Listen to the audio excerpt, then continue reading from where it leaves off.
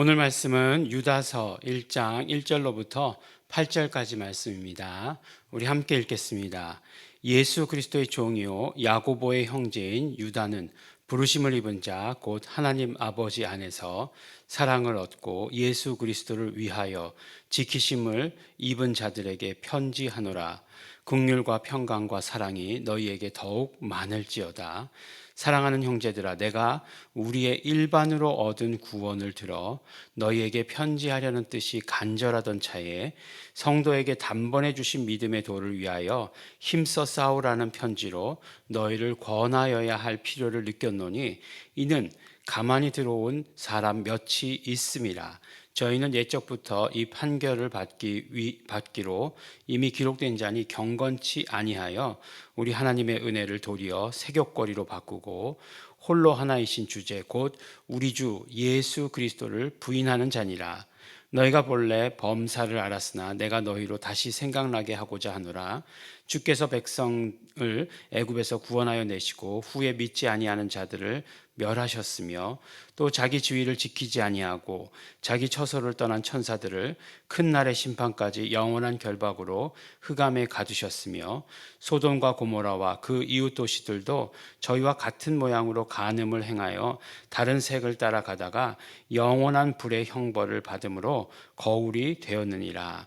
그러한데 꿈꾸는 이 사람들도 그와 같이 육체를 더럽히며 권위를 없이 여기며 영광을 회방하는도다. 아멘. 네, 우리 이제 드디어 요한계시록 바로 전에 유다서까지 왔습니다. 유다서를 생각할 때마다 늘 약간 뭔가 이렇게 아련한 마음이 있어요. 왜냐하면 저도 이렇게 말씀을 준비하고자 할 때 유다서를 이렇게 들추거나 보지 않습니다. 그리고 또 뭐 유다서를 설교하시는 분들의 이야기도 들어본 적이 잘 없습니다. 그럼에도 불구하고 유다서가 성경에 기록된 분명한 이유가 있을 것이다 라고 이렇게 생각을 합니다. 오늘 말씀을 보니까 유다서, 그 유다서를 기록한 그럼 유다는 누군가? 라고 하는 것이죠. 유다라고 하는 이름은 굉장히 성경에 많이 나오죠. 우리가 안타깝게도 가장 많이 아는 유다는 가롯 유다죠. 예수님의 제자 중에 한 사람이었던 유다인데, 이 사람은 안타깝게도 예수님의 제자 중에서 가장 안타까운 일을 했던, 우리가 다 아는 그런 유다입니다. 근데 오늘 말씀을 보니까 예수 그리스도의 종이요 그리고 야고보의 형제인 유다라고 이렇게 얘기하고 있습니다. 그러면 또 궁금한 것이 야고보가 또 한둘이어야 말이죠. 굉장히 야고보가 많지 않습니까? 예수님의 제자 가운데에서도 알페오의 아들 야고보, 세베대의 아들 야고보가 있을 정도로 야고보는 큰 야고보, 작은 야고보 할 정도로 둘이나 있었고, 또 우리가 잘 아는 대로 야고보서를 기록한 야고보도 있죠. 그러면 야고보서를 기록한 야고보는 누구죠? 네, 예수님의 형제 야고보였죠. 그러니까 야고보의 형제다 그러면 예수님의 형제의 형제다. 예수님의 형제란 얘기겠죠. 마가복음에 보면 마가복음 6장 3절에 보면 예수님의 형제의 이름이 나옵니다. 야고보, 요셉, 유다, 시몬 이렇게 네 형제가 나옵니다. 그 가운데에서도 누가 있죠? 유다가 있어요. 그러니까 야고보도 있고 유다도 있죠. 그러니까 예수님의 형제 가운데 유다였을 것이다 라고 이렇게 추측합니다. 다른 뭐 여러 가지 주장들도 없지 않아 있는 것을 알고 있지만 그렇지만 우리가 성경을 보는 데에 성경에 그렇게 야고보의 형제 유다라고 되어 있으니까 예수님의 형제 유다였다라고 이렇게 생각하면 되겠습니다. 그러나 우리가 또 요한복음을 보아서 잘 알죠. 형제들이 예수님께서 계실 때에 그때부터 예수님의 제자로 이렇게 결단하고 다녔느냐? 그렇지는 않죠. 예수님에 대해서 항상 보면은 이렇게 뭐 반박하고 원래 형제들이란 건 다 그렇잖아요. 그랬던 모습을 봅니다. 그런데 자신을 예수님의 동생 이렇게 얘기하지 아니하고 야고보와는 형제지만 예수님께와는 어떤 관계냐? 예수님과는 종이다라고 이렇게 이야기하고 있습니다. 그래요. 이렇게 우리가 자기 자신을 어떻게 정의하느냐 굉장히 중요합니다. 우리는 하나님의 자녀죠. 하나님의 자녀입니다.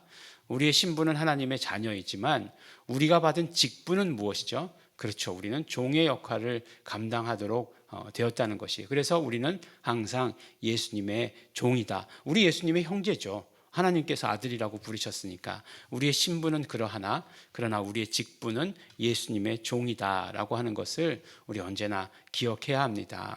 마치 유다처럼 야고보처럼 자기 자신을 그렇게 소개할 그런 모습들 우리가 잘 알아야 하는 것입니다.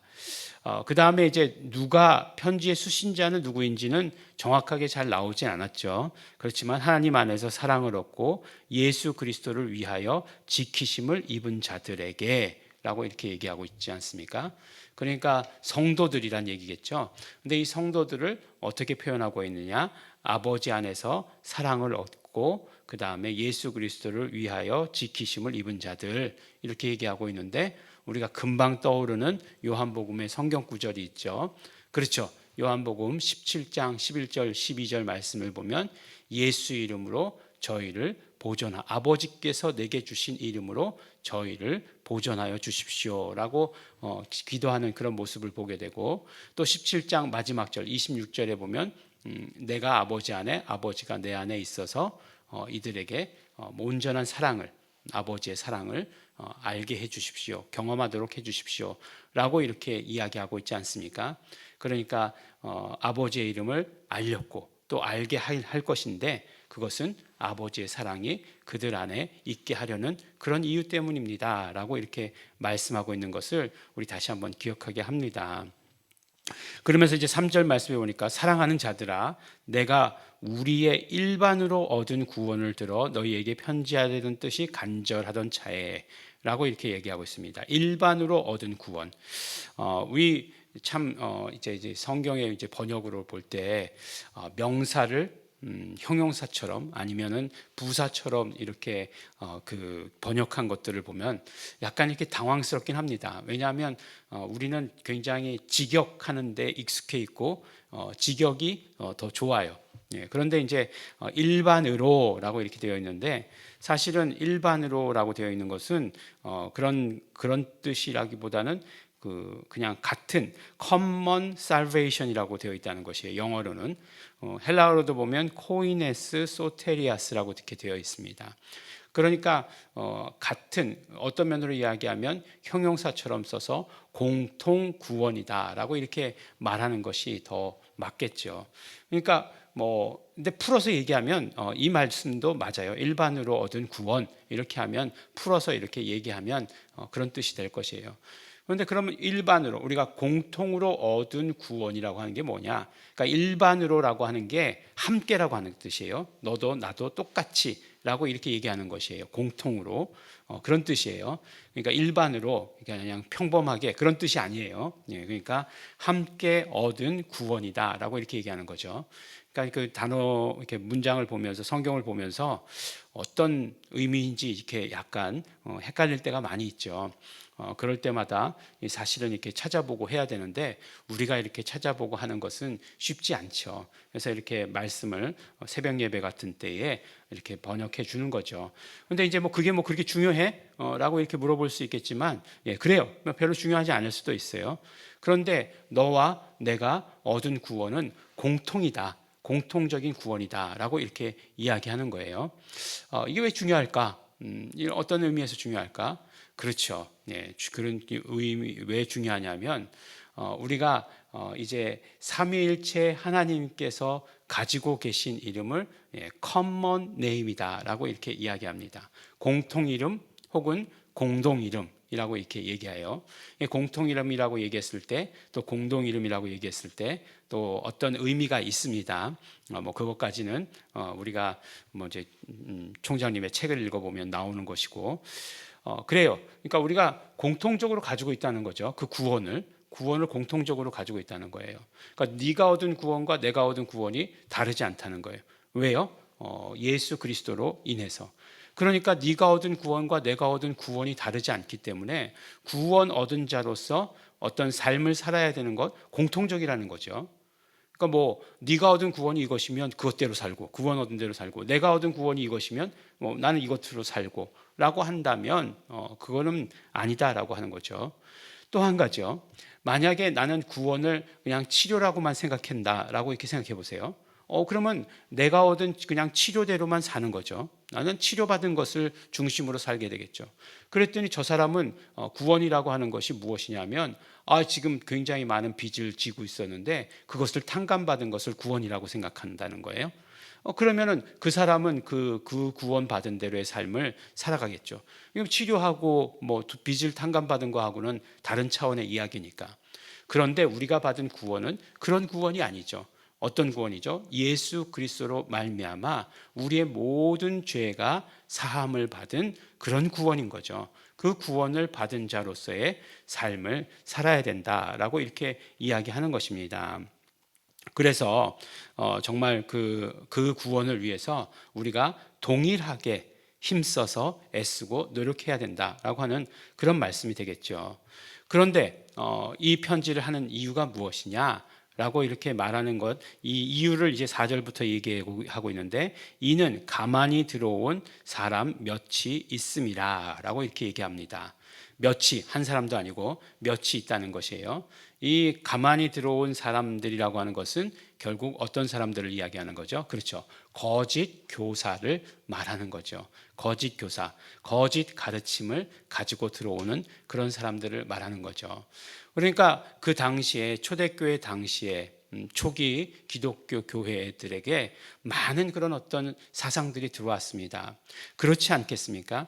정말로 아무것도 없던, 아니죠. 워낙 그냥 그런 사상들이 많던 곳에 이 복음이 우뚝 서게 된 거죠.